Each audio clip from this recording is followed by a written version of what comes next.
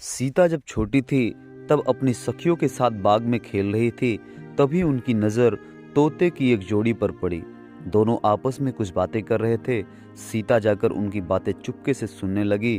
तोते की जोड़ी कह रही थी कि भविष्य में राम नाम का एक प्रतापी राजा होगा जिसका विवाह सुंदर राजकुमारी सीता से होगा।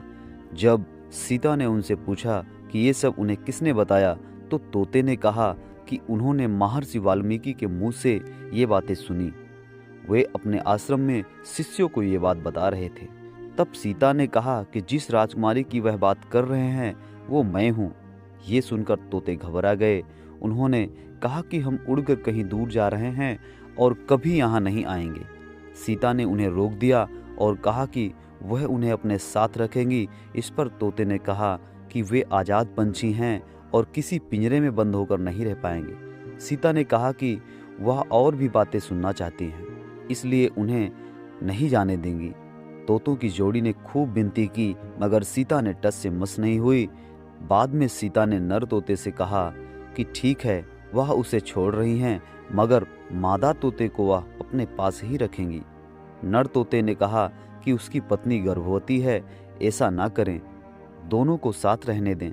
सीता ने उनकी एक ना सुनी। उन्होंने नर तोते को तो छोड़ दिया, मगर मादा तोते को अपने साथ महल में ही बंदी बना लिया। नर तोता अपने साथी का वियोग नहीं सह सका।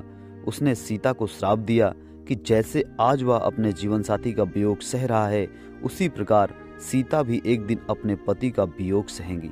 कुछ समय बाद तोते ने अपने प्राण त्याग दिए। सीता को जब पता चला तो उन्हें बहुत दुख हुआ, मगर अब बहुत देर हो चुकी थी। कहते हैं कि इसी श्राप के कारण सीता को अपने पति श्री राम से दूर जाकर महर्षि वाल्मीकि के आश्रम में रहना पड़ा। दरअसल श्री राम रावण का वध करके 14 वर्ष का वनवास खत्म कर सीता और लक्ष्मण के साथ अयोध्या लौटे।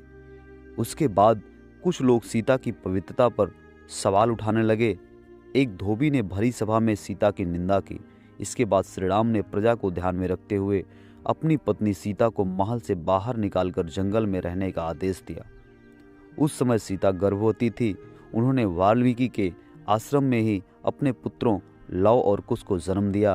कहते हैं कि जिस धोबी के कहने पर श्री राम को अपनी पत्नी को छोड़ना पड़ा, वो पिछले जन्म में वही तोता था जिसने सीता को श्राप दिया था।